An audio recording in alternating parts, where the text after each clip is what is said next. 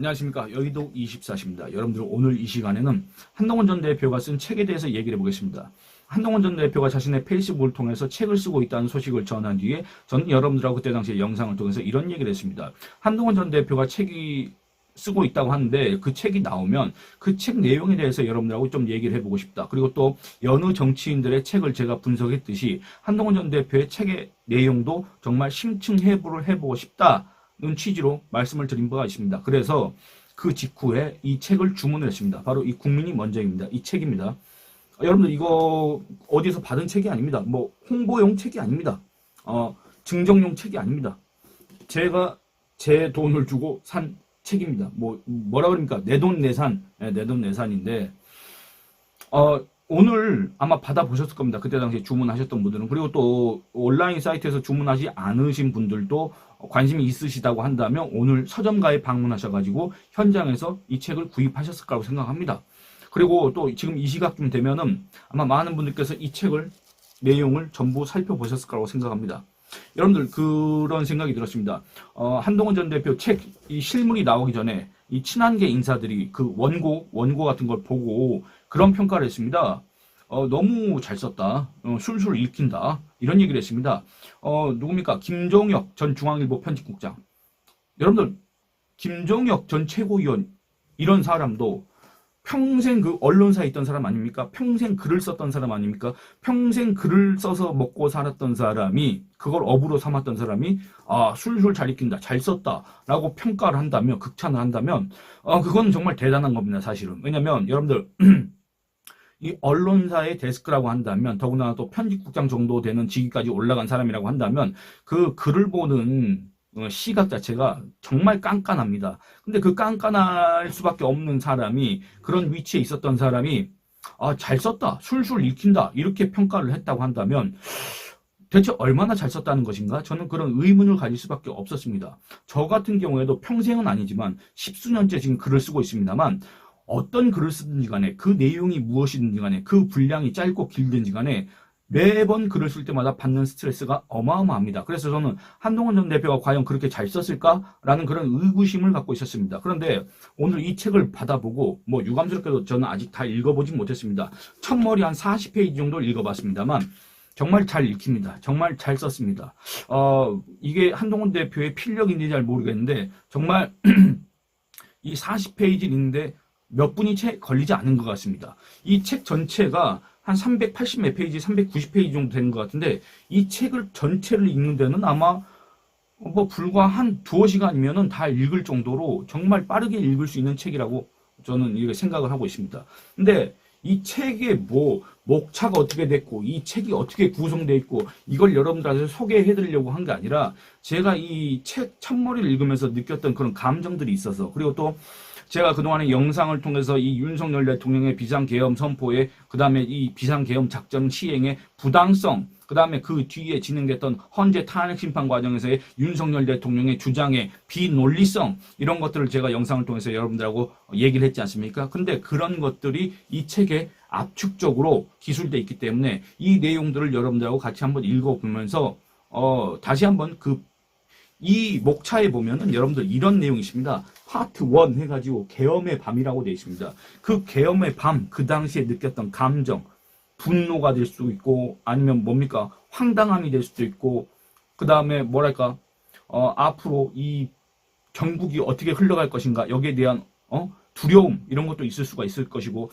그런 것들이 복합적으로 이렇게 다시 떠올라서, 여기에 대해서 여러분들하고 한번 그 감정을 공유하고, 그 다음에 최근에 윤석열 대통령이, 헌재 최후 진술을 통해서 이런저런 얘기를 했지 않습니까? 제가 윤석열 대통령 감성 호소인이다, 비논리적이다, 논리라고는 아무것도 없다, 그나마도 이제 마지막이기 때문에 윤석열 대통령이 정말로 비상계엄을 할 수밖에 없었던 절박한, 긴절한, 불가피한 그런 사유를 좀 얘기했으면 좋겠다라는 생각이 있었는데 그런 건 전혀 없었지 않습니까? 그래서 그때 느꼈던 감정들, 그리고 그 내용과 배치된 내용들, 그리고 또 제가 여러분들하고 이렇게 얘기했던 내용들, 한동훈 전 대표가 그때 당시에 느꼈던 그런 감정들, 이런 것들이 잘 담겨 있기 때문에 이걸 여러분들하고 같이 한번 살펴보고 싶어서 이렇게 책을 꺼내 들었습니다. 제가 이거를 한동훈 전 대표의 책을, 내용을 막 여러분들한테 유출하려고 하는 게 아니라 아마 많은 분들이 지금은 보셨을 거고, 그 다음에 이미 대략적인 내용은 그 전에 기사화돼서 많은 분들이 또 접하셨기 때문에 이거를 여러분들하고 부분 발췌해서 이 공유하는 거는 크게 문제가 되지 않을 거라고 생각합니다.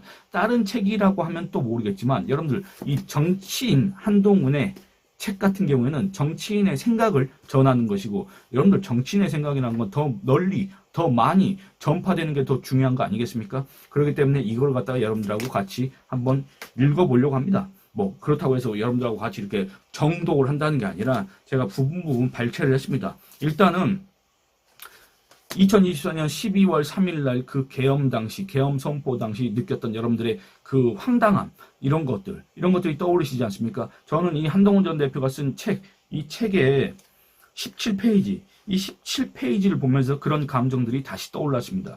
잠깐만 읽어보도록 하겠습니다.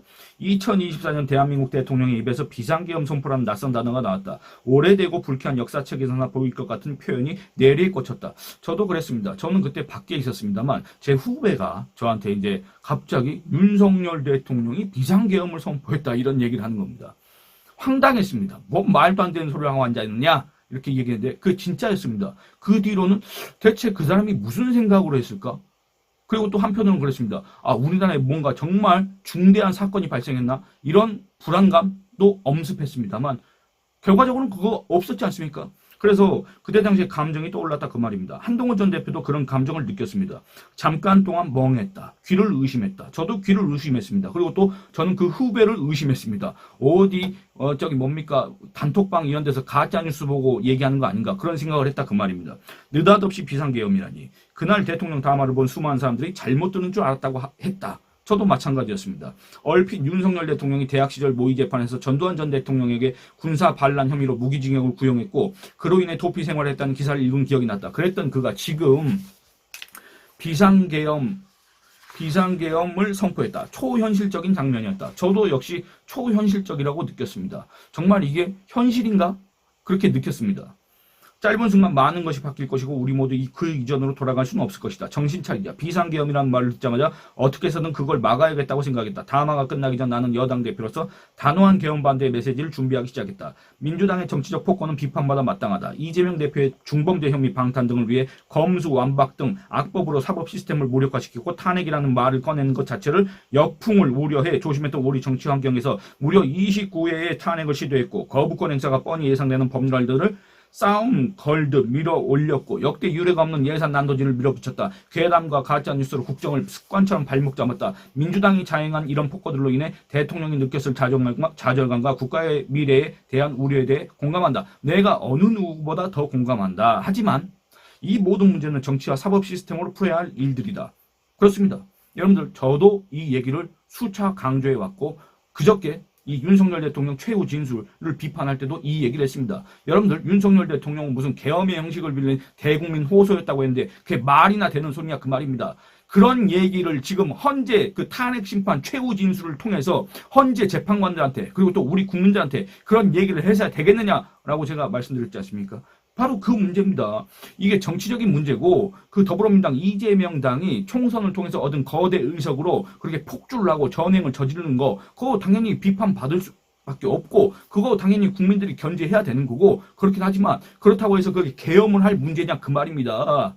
그 정치로 풀어야 될 문제고, 그 다음에 자기의 정치력은 안 된다고 한다면 이 지지층을 결집시키고 국민한테 호소를 하고 그 국민들로 하여금 이 대한민국의 주권자로 하여금 그 이재명 당의 전행과 폭주를 막을 수 있도록 도와달라고 호소를 했어야지. 아니, 말 그대로 호소하고 싶었으면 정말로 호소를 했어야지. 계엄을 선포하고 계엄 작전을 시행하고 국회에다가 군을 투입시키는 게 말이 되냐, 그 말입니다. 그 얘기를 했던 거 아니겠습니까? 한동훈 전 대표도 지금 그 얘기를 하고 있는 겁니다. 그것이 자유민주주의다. 아무리 민주당의 폭거가 극심했다 하더라도 그걸 비상계엄으로 일거에 해결하는 의도가 대통령 담화에서 드러난 이상 이 계엄은 위법이었다. 이런 상황이 이런 것이 너무 마음 아프고 안타까웠다. 그렇지만 꼭 막아야 한다고 생각했다. 이렇게 적었습니다. 여러분들 여기에 동의하시지 않습니까? 한동훈 전 대표에 대한 어떤 지지 여부를 떠나서 아니 이 말에 어떤 틀린 게 있냐, 그 말입니다.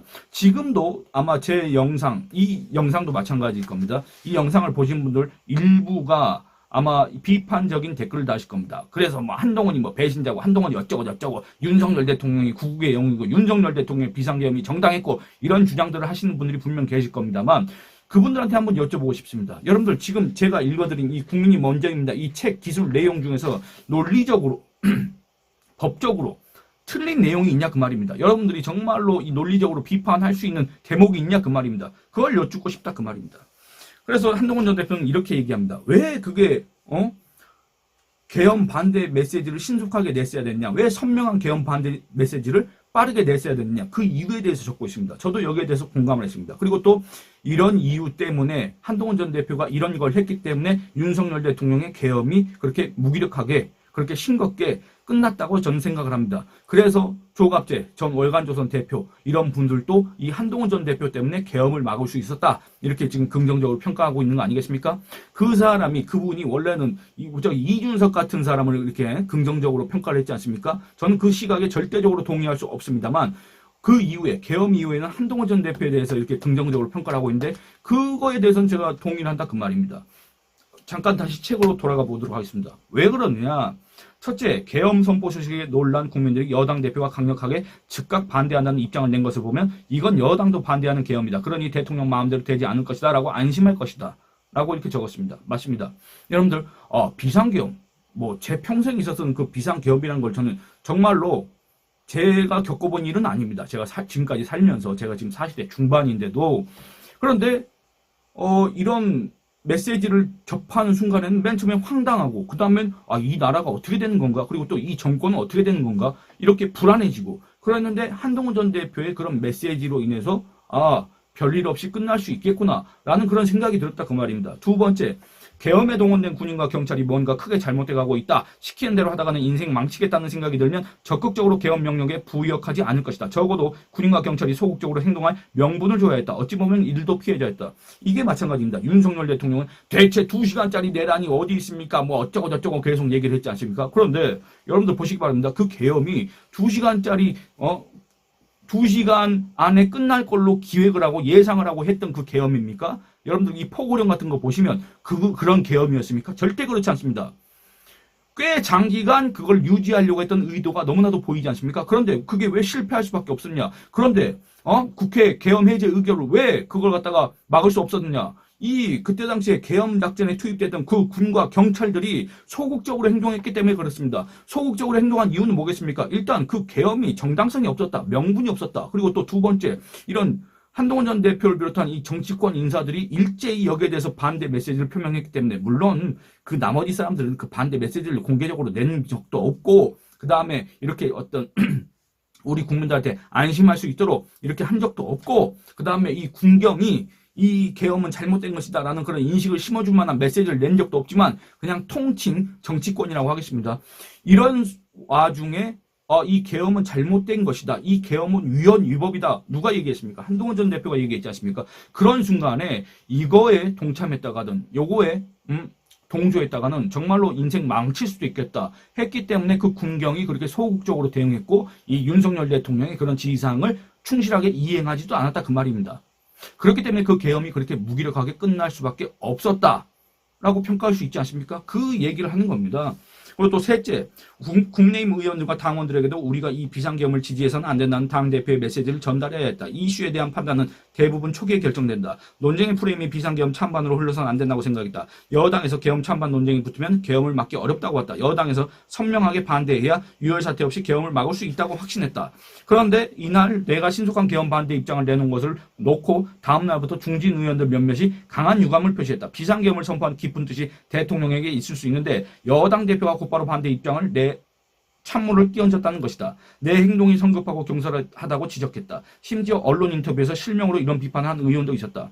여러분들 만약에 정말 대통령에게 큰 뜻이 있었고 깊은 뜻이 있었고 대통령이 정말로 비상계엄을 선포할 수밖에 없는 불가피하고 정말 중대하고 긴절한 사유가 있었다고 한다면 그 대통령은 그 비상계엄을 선포할 때 그 사유를 우리 국민들한테 정말로 자세하게 설명을 했어야 됩니다.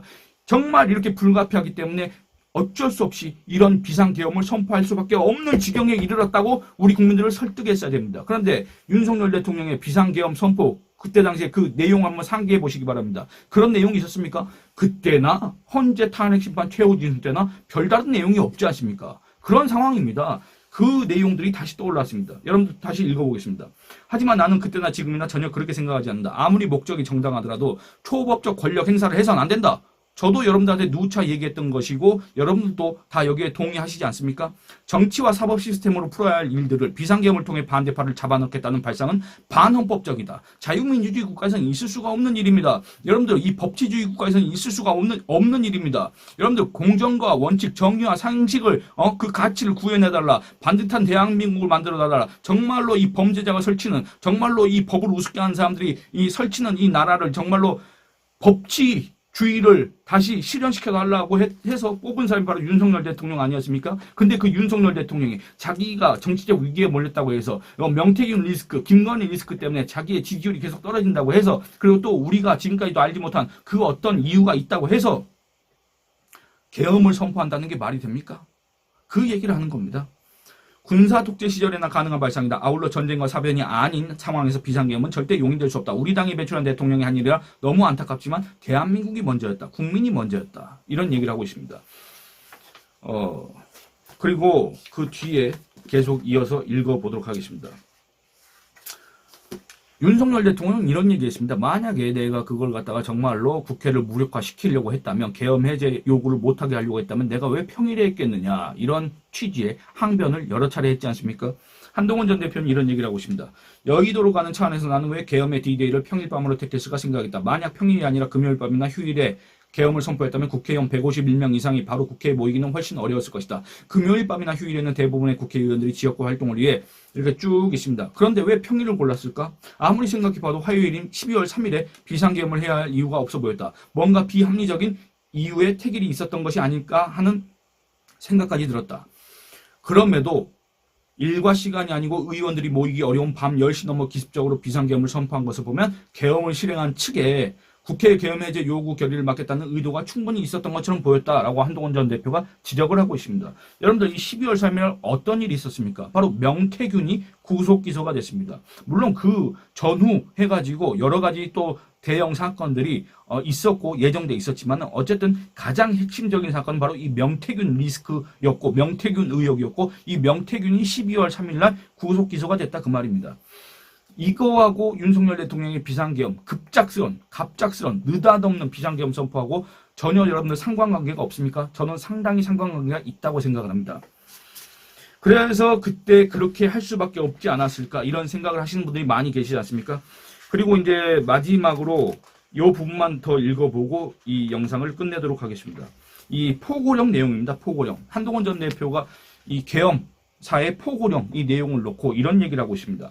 나는 이 포고령을 보면서 더욱더 이 계엄이 위헌위법하다는 확신을 굳혔다. 대한민국 헌법과 계엄법에 따르면 비상계엄으로 사법부와 행정부의 권한을 제한할 수 있어도 입법부인 국회의 정치활동을 정지시킬 수는 없다. 기본 중에 기본이다. 기본 중에 기본 맞습니다. 저같이 법에 문외한인 사람도 헌법만 보면 계엄이 떨어졌을 때 계엄법만 보면 계엄이 떨어졌을 때 계엄사령관이 행정과 사법사무는 관장할 수 있지만 입법은 여러분들 관여할 수가 없습니다. 그런데 국회에 군을 진입시켰다 그 말입니다. 그런데 그 국회에서 군이 물리력을 행사했다 그 말입니다. 그 얘기를 하고 있는 겁니다. 그런데 포고령 제1호는 제일 앞머리에서 국회 정치활동을 정지시켰다. 포고령 문구 자체로 명백한 위헌이다. 맞습니다.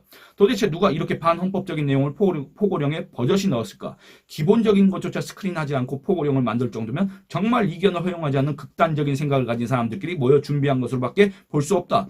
법률가들이 모인 민정수석실에서 한 번이라도 살펴봤다면 저런 포고령이 나올 리가 없다. 도대체 누가 포고령을 썼을까? 저도 그때 당시에 이게 너무나도 의문스러웠습니다. 윤석열 대통령도 여러분들 법률로서 평생을 먹고 산 사람이고 그 밑에 이 검사 출신도 많을 텐데 어떻게 이런 포고령이 나올 수 있느냐 저는 너무나도 이해가 되지 않습니다. 왜냐 한동훈 전 대표가 지적했다시피 포고령 1호 거기에 국회 정치활동을 금한다라고 되어 있지 않습니까?